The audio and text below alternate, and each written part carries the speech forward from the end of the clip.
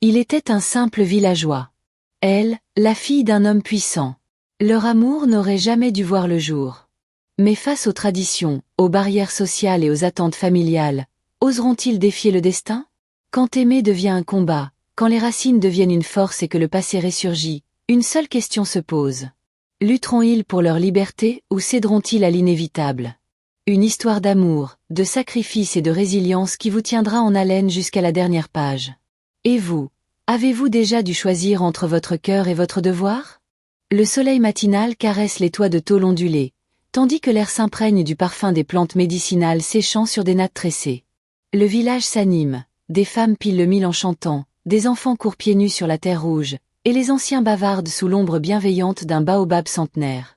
Au cœur du marché, sous une paillote modeste, Mama Keïta, femme âgée à la peau burinée par le temps, surveille ses paniers débordants de feuilles de Nîmes, de racines de gingembre et de poudre curative.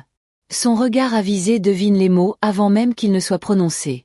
À ses côtés, Ethan, un jeune homme d'une vingtaine d'années, broie avec soin des herbes dans un mortier en bois. Mama Keïta, murmurant, concentrée sur une décoction. Un peu plus de menthe, mon fils.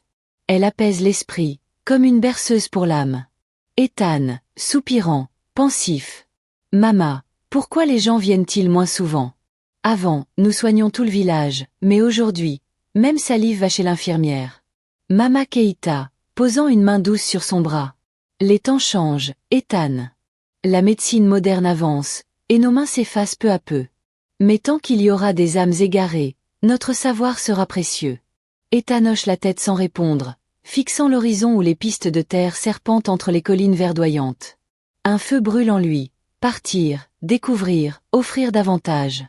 La brise nocturne traverse les ouvertures de la case en terre battue. La flamme vacillante d'une lampe à pétrole danse sur les murs, projetant des ombres mouvantes.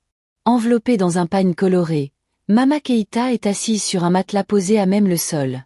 En face d'elle, jambes croisées, Ethan fait tourner dans ses mains une sculpture en bois usé, un majestueux arbre de vie, unique héritage de sa mère. Ethan, voix basse, caressant la sculpture du bout des doigts. Maman disait que tant que je l'aurais, je ne serai jamais seule. Mama Keïta hoche la tête, regard perdu dans un souvenir lointain. Elle avait l'âme d'un oiseau libre. Elle voyait plus loin que les collines, plus loin que ce village. Elle savait que ton cœur, lui aussi, cherchait un ailleurs. Ethan, hésitant, baissant les yeux. Mama, je veux partir. Un silence s'installe. Le bois de la lampe crépite doucement, soulignant le poids de ses mots. Mama Keïta ne manifeste ni surprise ni colère. Elle soupire et observe son petit-fils, cet enfant qu'elle a élevé seul après la mort de sa fille. Mama Keïta, d'une voix douce, mais ferme. Le monde est immense, Ethan. Mais il est aussi dur. Si tu pars, tu devras affronter des refus, des regards condescendants, la solitude. Es-tu sûr que ton cœur est prêt? Ethan, lève les yeux, déterminé. Je ne veux plus voir la faim dans tes yeux. Je ne veux plus te voir échanger ton savoir contre quelques pièces alors que d'autres en profitent. Mama Keïta le fixe, mêlant chagrin et fierté. Elle tend la main et la pose sur la sculpture de l'arbre de vie. Mama Keïta, souriant tristement. Alors emporte-le avec toi. Qu'il te rappelle toujours qui tu es. Le matin suivant, l'air semble plus lourd que d'ordinaire. Le village retient son souffle, comme s'il pressentait un changement imminent. Un baluchon léger en main, Ethan emporte quelques vêtements et un peu de nourriture. Mama Keïta lui tend un sachet de plantes séchées. Mama Keïta, posant une main sur son torse, au niveau du cœur. Si un jour tu oublies d'où tu viens, respire ces herbes. Elles te ramèneront à moi. Les yeux d'Ethan brillent, mais il refuse de pleurer. Un dernier regard. Un dernier adieu silencieux. Puis il se retourne et s'engage sur la route de Lagos, laissant derrière lui la poussière rouge de son enfance. Dans l'ombre de la case, Mama Keïta l'observe s'éloigner, une prière muette sur les lèvres. Le bus brinque-ballant ralentit en pénétrant dans Lagos, révélant une ville vibrante de vie, un chaos fascinant où les klaxons résonnent comme un orchestre dissonant. Le cœur battant, Ethan observe par la fenêtre les rues bondées de vendeurs ambulants, de taxis jaunes et de gratte-ciel imposants. Il serre contre lui son baluchon et sa sculpture de l'arbre de vie, son unique lien tangible avec son village. Ethan, à voix basse, contemplatif. Mama Keïta avait raison. C'est un autre monde. Dès sa descente du bus, il est bousculé par la foule agitée. Un pickpocket tente d'ouvrir son sac, mais il le repousse à temps. Bienvenue à Lagos. Après des heures d'errance dans les rues bruyantes, Ethan trouve une chambre modeste. Une pièce unique avec un matelas au sol et une fenêtre surplombant un marché bondé. Grâce à un ami du village installé avant lui, il décroche un emploi d'agent d'entretien dans un grand immeuble d'affaires. Dès son arrivée, l'ambiance le frappe. Des hommes et femmes en tailleur impeccable marchent d'un pas rapide, téléphone vissé à l'oreille. Personne ne le remarque. Il est invisible. Chef d'équipe, désignant un seau et une serpillière. Ici, pas de temps à perdre. Le sol doit briller, et pas un mot aux employés. Ethan acquiesce, poing serré. Il n'a pas quitté son village pour vivre dans l'ombre, mais il sait qu'il doit commencer quelque part. Pendant la pause, il observe les employés échanger autour de la machine à café, riant de plaisanteries qu'il ne comprend pas.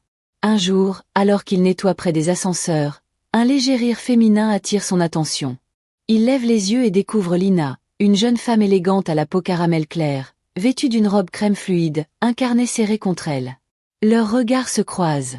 Lina, souriante, curieuse. « Tu es nouveau ici, non ?» Pris au dépourvu, Ethan met un instant à répondre. Peu de gens s'adressent à lui, en dehors de son supérieur. Ethan, hésitant, baissant les yeux par réflexe. « Oui, depuis une semaine. » Lina, amusée, regardant son seau d'eau savonneuse. « Ça doit être épuisant de nettoyer après tout ce monde. » Ethan hausse les épaules, sans amertume. « Le travail, c'est le travail. Ça paie le loyer. » Lina l'observe avec curiosité. Il ne cherche pas à l'impressionner, contrairement aux hommes qui l'entourent habituellement.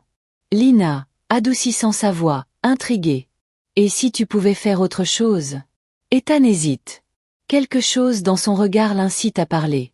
Ethan, le poids sur les épaules, mais une lueur d'espoir dans la voix. « J'ai appris beaucoup sur les plantes avec ma grand-mère. Un jour, j'aimerais ouvrir mon herboristerie. » Lina l'écoute attentivement. Elle est habituée aux ambitions matérialistes des hommes qu'elle fréquente, mais lui parle d'un rêve simple, authentique. Lina, sincèrement. C'est beau. Je suis sûre que tu y arriveras. Une voix autoritaire l'interrompt. Collègue de Lina, moqueur. Lina, tu discutes avec l'agent d'entretien maintenant? Il va te vendre des potions magiques? Lina fronce légèrement les sourcils, mais avant qu'elle ne réponde, Ethan hoche simplement la tête et s'éloigne en silence. Il a compris. Ici, on le définit par son travail, pas par ses ambitions. Dans son petit logement, il s'allonge sur le matelas et fixe la sculpture de l'arbre de vie posée près de lui. Ethan murmure pour lui-même. Un jour, je ne serai plus invisible. Il serre le poing. Lagos ne le brisera pas. Sa rencontre avec Lina a ravivé une étincelle en lui. Un rappel que son avenir peut être plus grand que ce que l'on attend de lui. Les jours passent, et malgré lui, Ethan en vient à attendre ces instants où Lina lui adresse la parole. Elle le salue d'un sourire sincère, échange quelques mots avec lui dans les couloirs ou près de la machine à café, là où personne ne prête trop d'attention. Chaque interaction est une bouffée d'air frais dans sa routine morne. Lina, curieuse, croisant Ethan dans le couloir. « Alors, toujours sur ton projet d'herboristerie ?» Ethan, souriant, essuyant ses mains pleines de produits d'entretien. « Toujours. Un jour, j'aurai ma propre boutique, même si elle est petite. » Lina, amusée, haussant un sourcil. « Une boutique de plantes médicinales à Lagos? Ça changerait des pharmacies de luxe. » Ils échangent un léger rire. Ce n'est pas grand-chose, mais ces moments illuminent leur quotidien. Ethan sent qu'elle est différente des autres employés. Elle ne le regarde pas de haut. Pourtant, dans l'ombre, les murmures naissent. Au sein de l'entreprise, les regards changent. Certains collègues de Lina remarquent qu'elle s'attarde avec l'agent d'entretien, et les messes basses s'intensifient. Collègue de Lina, sarcastique, en aparté avec une autre employée. « Tu as vu ça ?» La princesse Lina discute avec le gars de la serpillière. Autre employé, riant doucement. Peut-être qu'il a des potions magiques pour l'envoûter. D'ordinaire indifférente au ragot, Lina comprend que sa proximité avec Ethan attire l'attention. Mais elle ne s'en soucie pas. Pas encore. Ethan, lui, perçoit tout. Il sent les regards, entend les remarques moqueuses. Pourtant, au lieu de se replier, cela renforce sa détermination à s'élever. Un après-midi, tout bascule. Alors qu'il termine son service, il est convoqué dans le bureau du directeur, Monsieur Diakité, le père de Lina et propriétaire de l'entreprise.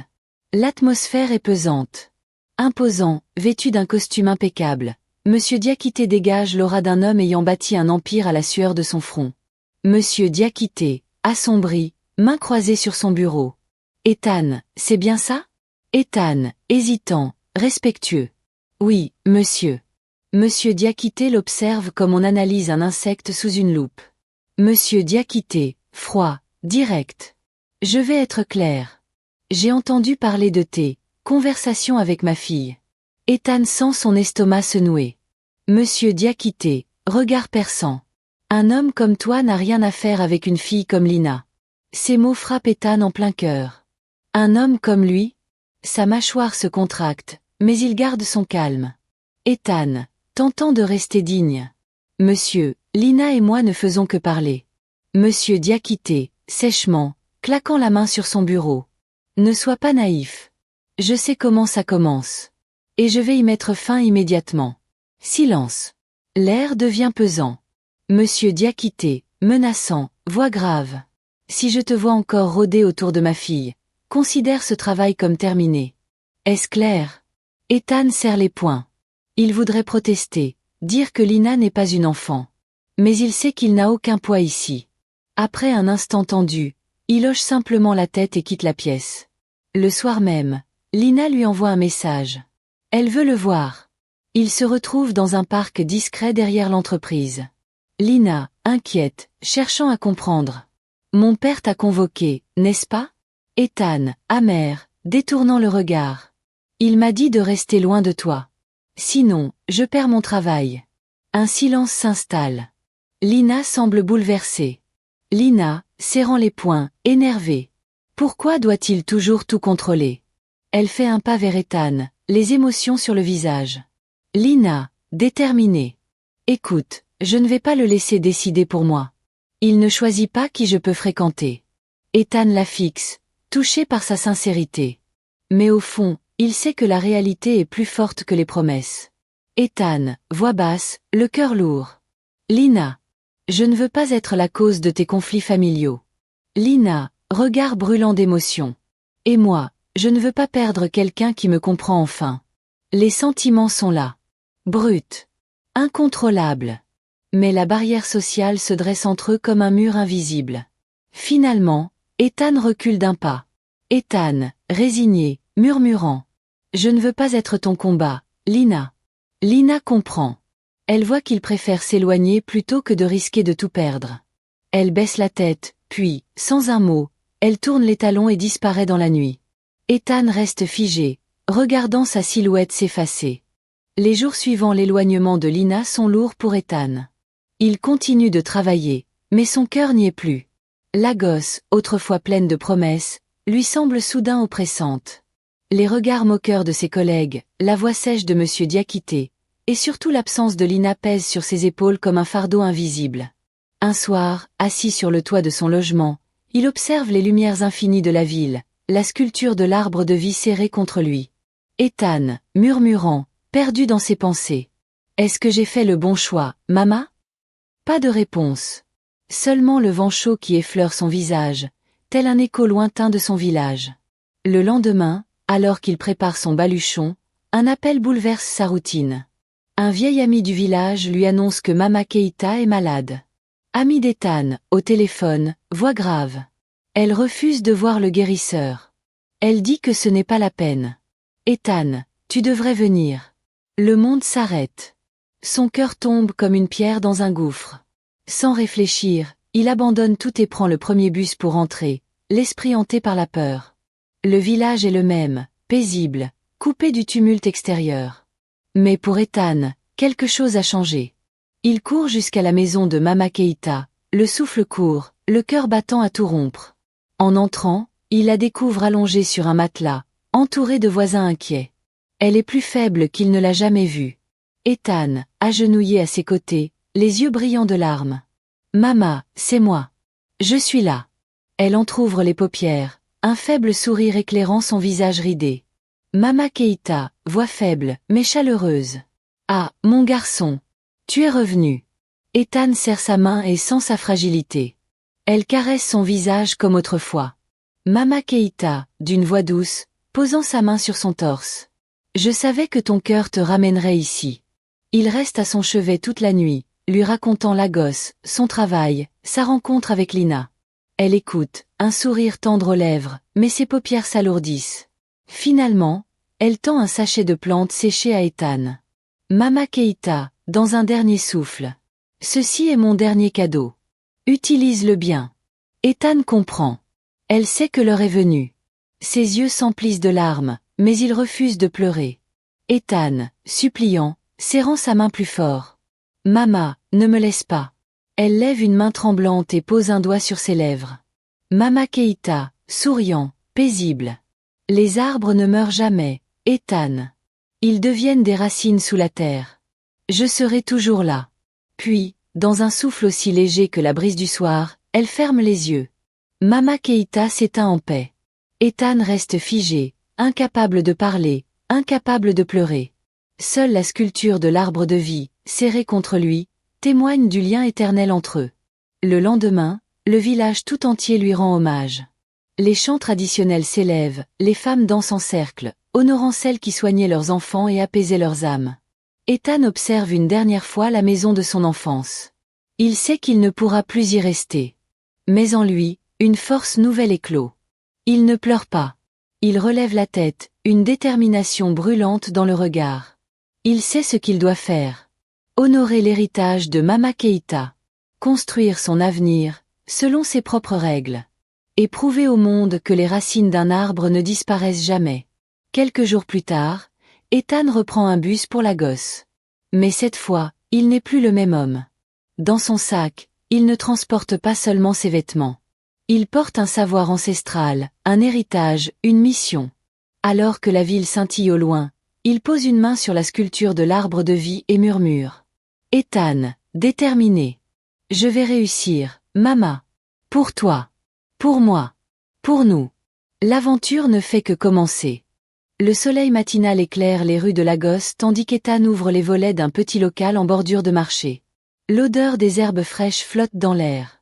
Ce n'est pas encore une grande pharmacie, mais c'est un commencement. Il aligne soigneusement des pots en verre remplis de plantes médicinales et accroche une pancarte artisanale. Soins naturels héritage de nos ancêtres. Son cœur bat fort. Aujourd'hui, il est son propre patron. Les heures passent.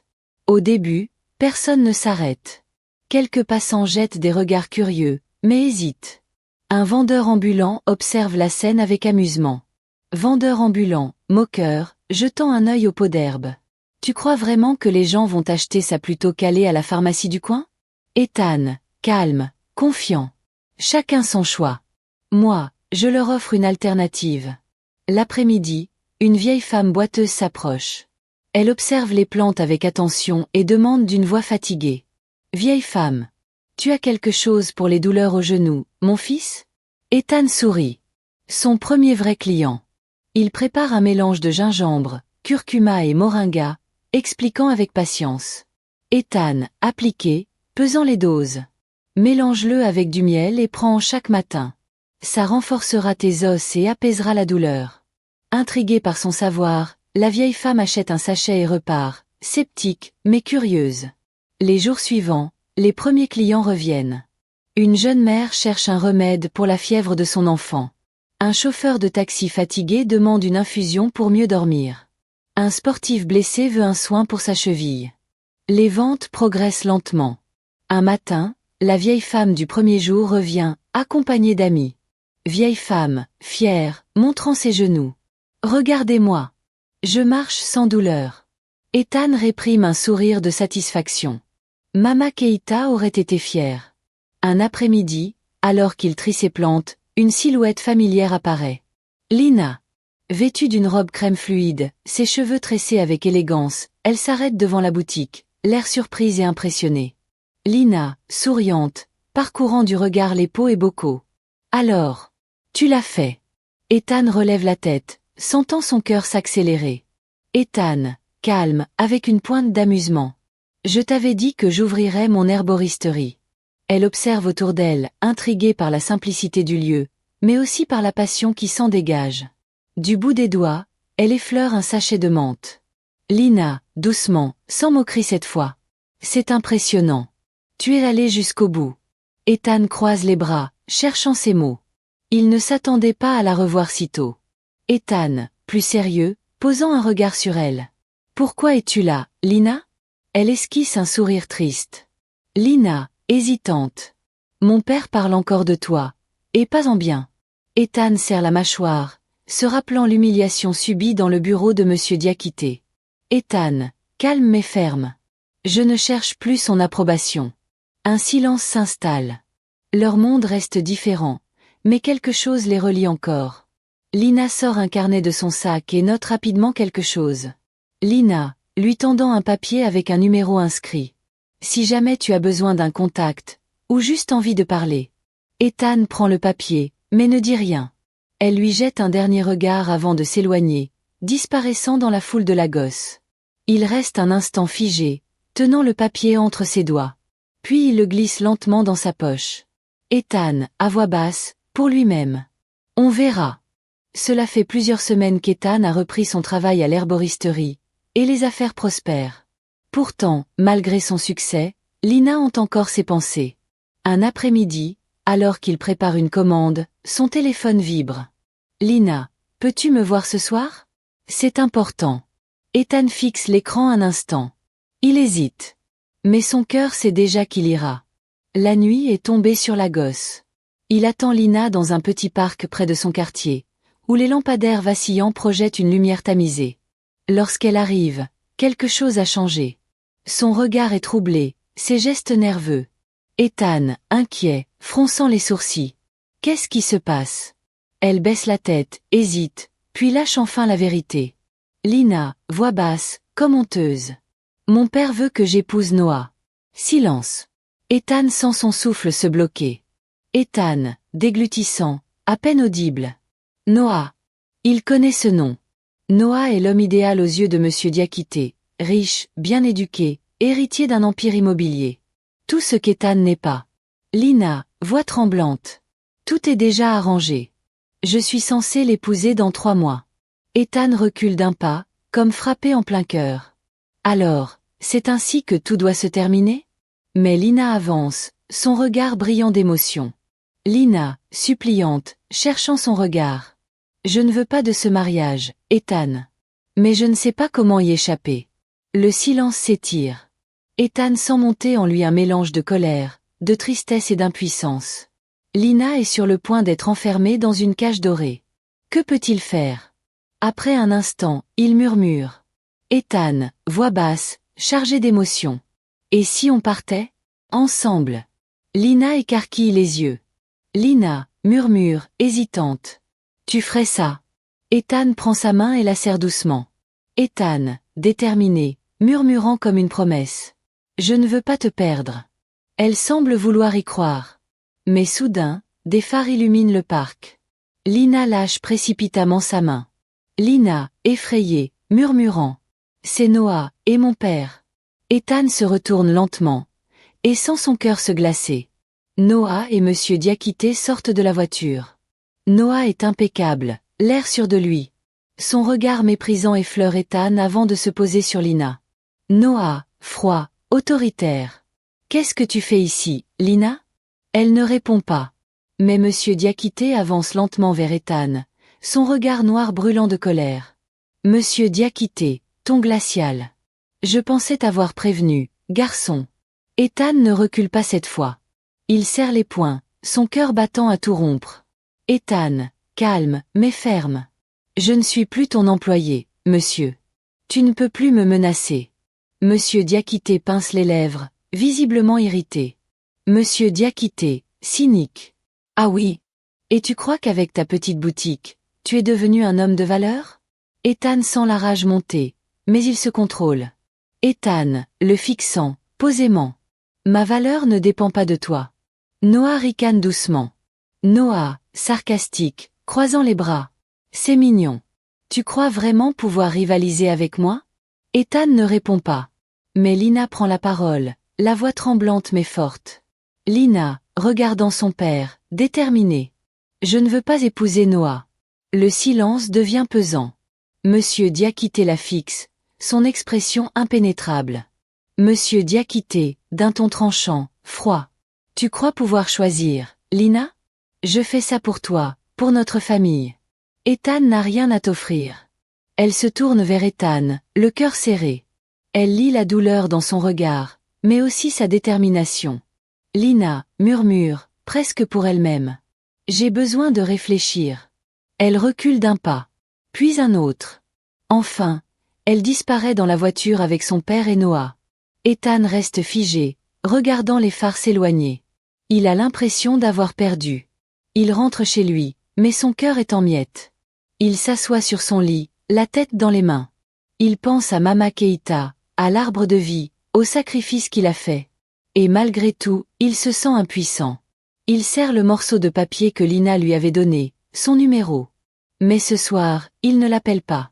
Il doit trouver un moyen de la sauver, mais pas comme un homme désespéré. Il doit devenir un homme digne d'être à ses côtés. Ethan n'a pas fermé l'œil depuis la confrontation. Pourtant, cette fois, il refuse de sombrer dans la tristesse. Devant sa boutique, il fixe l'horizon, le regard empreint de détermination. Si Lina est prisonnière, il doit trouver un moyen de la libérer. Mais comment convaincre un homme aussi puissant que Monsieur Diakité qu'il mérite sa fille?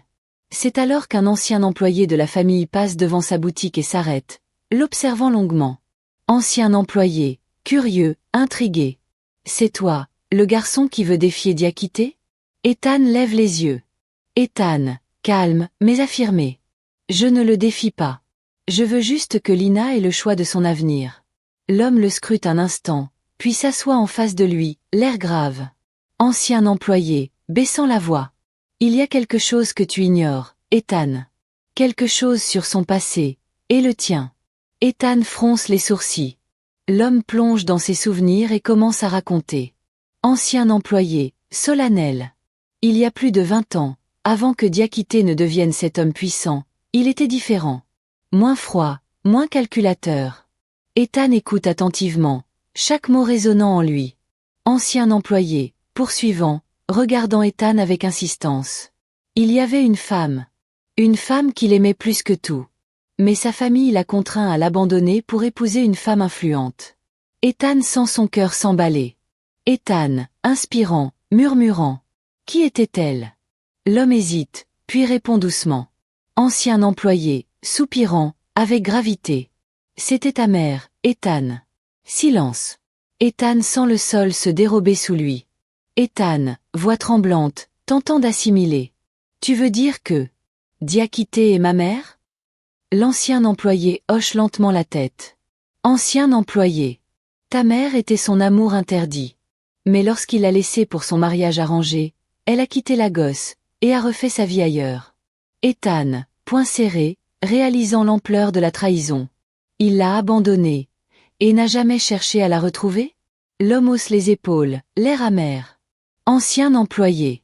À l'époque, il était trop faible pour s'opposer à sa famille. Il a choisi la richesse plutôt que l'amour. Ethan est bouleversé. Son sang bouillonne, son cœur bat violemment. Tout prend un autre sens. Ethan, murmurant, réalisant l'ironie du destin. Et maintenant, il fait la même chose avec Lina. L'histoire se répète. Cette révélation change tout. Il ne peut plus se taire. Le soir même, Ethan se rend chez Monsieur Diakité. La gouvernante ouvre la porte, hésite, puis le laisse entrer. Monsieur Diakité, assis dans son luxueux salon, l'accueille d'un regard glacial. Monsieur Diakité, sèchement. Je t'avais dit de rester loin de ma fille. Ethan avance sans crainte. Il n'est plus un employé soumis. Ethan, droit, défiant du regard. Vous avez commis la même erreur il y a 20 ans. Vous avez abandonné une femme qui vous aimait. Et aujourd'hui, vous voulez forcer Lina à faire pareil. Monsieur Diakité se fige. L'atmosphère devient pesante. Monsieur Diakité, d'un ton glacial, mais troublé. Tu ne sais pas de quoi tu parles. Ethan, le regard planté dans le sien. Je sais exactement de quoi je parle. Vous avez aimé ma mère. Et vous l'avez sacrifiée pour votre ambition. Silence. Lina descend les escaliers, attirée par la voix d'Ethan. Elle s'arrête, troublée, écoutant sans comprendre. Lina, confuse, regardant son père, puis Ethan. De quoi parle-t-il? Monsieur Diakité semble déstabilisé. Pour la première fois, Ethan perçoit une fissure dans son masque d'homme impassible. Monsieur Diakité, après un long silence, voix grave, pleine de regrets. Ta mère était l'amour de ma vie. Mais j'ai eu peur. J'ai choisi ce que ma famille voulait plutôt que ce que moi, je désirais. Lina, choquée, murmurant. Papa, c'est vrai? Il hoche la tête, le regard hanté par le passé. Ethan, doucement, mais avec force. Et aujourd'hui, vous reproduisez la même erreur avec Lina. Vous l'obligez à suivre un chemin qu'elle ne veut pas, uniquement par ambition. Monsieur Diakité baisse la tête. Ses doigts se crispent sur l'accoudoir de son fauteuil. Il est piégé par ses propres choix. Lina le fixe, les larmes aux yeux. Lina, d'une voix tremblante. Papa, je ne veux pas finir comme elle. Silence. Puis, Monsieur Diakité soupire profondément. Pour la première fois, il semble las. Vraiment fatigué. Le silence pèse dans le grand salon des Diakité. Après la révélation sur la mère d'Ethan, Monsieur Diakité reste immobile, le regard perdu. Lina, debout près d'Ethan, l'observe avec une colère mêlée de tristesse. Lina, voix tremblante, mais ferme. Papa, toute ma vie, tu as décidé pour moi. Mais cette fois, c'est terminé. Monsieur Diakité serre les poings. Il lève les yeux vers sa fille, puis vers Ethan. Monsieur Diakité, d'une voix dure, mais troublée. Tu crois que l'amour suffit, Lina? Que tu peux vivre avec un homme qui n'a rien à t'offrir? Ethan ne scie pas. Il a appris à ne plus se sentir inférieur. Ethan, calme, soutenant son regard. J'ai ma propre boutique. Mon propre avenir. Je ne vous demande pas votre bénédiction. Juste que Lina puisse choisir. Monsieur Diakité ferme les yeux un instant. C'est l'histoire qui se répète. Mais cette fois, il peut faire un choix différent. Alors que le silence persiste, Noah entre soudain dans la pièce. Il n'a plus l'arrogance du début. Il sait que Lina ne l'aime pas. Noah, sarcastique, main dans les poches, amer. Alors c'est comme ça que ça finit? Lina le regarde, et il trouve sa réponse dans ses yeux. Noah, secouant la tête, soupirant. Tu sais quoi, Lina? J'ai trop d'orgueil pour rester dans un mariage sans amour. Il jette un dernier regard à Ethan. Noah, moqueur, sans réelle animosité. Bonne chance, l'herboriste. Tu en auras besoin. Puis, il tourne les talons et disparaît. Après son départ, tous les regards se tournent vers Monsieur Diakité. Il semble plus vieux, plus fatigué que jamais. Dans un soupir, il se lève lentement. Monsieur Diakité, voilas, fixant Lina. Si c'est vraiment ce que tu veux. Alors pars. Lina hésite, émue. Elle s'attendait à un combat, une dernière tentative pour la retenir. Mais son père, vaincu par son propre passé, abandonne la lutte. Lina, doucement, troublée. Tu me laisses partir? Monsieur Diakité détourne le regard. Monsieur Diakité, d'une voix brisée. J'ai déjà perdu une femme que j'aimais. Je refuse de perdre ma fille de la même manière. Lina reste immobile un instant, puis s'approche et pose doucement une main sur son bras. Lina, murmurant, sincère. Merci, papa. Il ne répond rien. Mais un sourire triste effleure ses lèvres. Quelques jours plus tard, Ethan et Lina quittent Lagos pour le village d'Ethan. Le paysage évolue sous leurs yeux. Les routes goudronnées cèdent la place à des sentiers de terre rouge, les immeubles aux baobabs majestueux. À leur arrivée, le village est en effervescence. Ceux qui avaient vu Ethan partir reviennent l'accueillir comme un homme accompli. Vieille femme, souriant en voyant Lina. C'est donc elle, la femme pour qui tu t'es battue? Ethan, souriant, regardant Lina avec tendresse. Oui. Lina serre doucement la main d'Ethan. Jamais elle n'a été aussi sûre d'elle. Ils décident de célébrer leur amour à travers une cérémonie traditionnelle. Les femmes du village habillent Lina d'un somptueux boubou coloré et nouent un gelé autour de sa tête. Ethan revêt un agbada blanc et doré, symbole de renouveau et de pureté. Les tambours résonnent, les chants s'élèvent. Et, au cœur de tout, l'arbre de vie. Celui qu'Ethan a sculpté toute sa vie. Celui qui porte l'âme de Mama Keïta, de sa mère, et de tous ceux qui l'ont guidé. Lina pose une main sur le tronc, émue. Lina, murmure, les yeux brillants de larmes. Je comprends maintenant. Cet arbre, c'est tout ce que tu es. Ethan l'embrasse doucement sur le front. Ethan, souriant, la voix empreinte d'émotion. Et maintenant, il fait aussi partie de toi. Les invités acclament leur union. Le soleil se couche sur le village, illuminant leur avenir. Cette histoire est celle d'un amour défiant les barrières sociales, d'un homme trouvant sa place sans renier ses racines, et d'une femme choisissant son destin. Lina et Ethan ne sont pas qu'un couple, ils sont la preuve que l'on peut briser les schémas du passé et construire un futur meilleur. L'histoire d'Ethan et Lina nous rappelle une vérité essentielle. Notre passé ne dicte pas notre avenir. Peu importe les obstacles, les attentes sociales ou les peurs héritées, nous avons le pouvoir de tracer notre propre chemin. Conseil de vie. Ne laissez personne définir votre valeur. Comme Ethan, croyez en votre potentiel, même si le monde vous sous-estime. Votre valeur ne repose ni sur votre naissance, ni sur votre statut, mais sur votre détermination et votre cœur. L'amour véritable libère, il n'emprisonne pas. Lina a dû se battre pour s'affranchir des attentes de son père. Aimez ceux qui vous élèvent, et éloignez-vous de ceux qui cherchent à vous contrôler. Vos racines sont votre force, pas votre fardeau. Ethan a trouvé son succès en embrassant l'héritage de Mama Keïta, et non en le fuyant. Honorez vos origines, mais utilisez-les comme un socle, pas comme une chaîne. Affrontez vos peurs, même face à votre famille. Monsieur Diakité a appris trop tard qu'il ne faut pas sacrifier le bonheur pour l'apparence. Osez remettre en question les traditions qui vous empêchent d'être heureux. Écrivez votre propre histoire.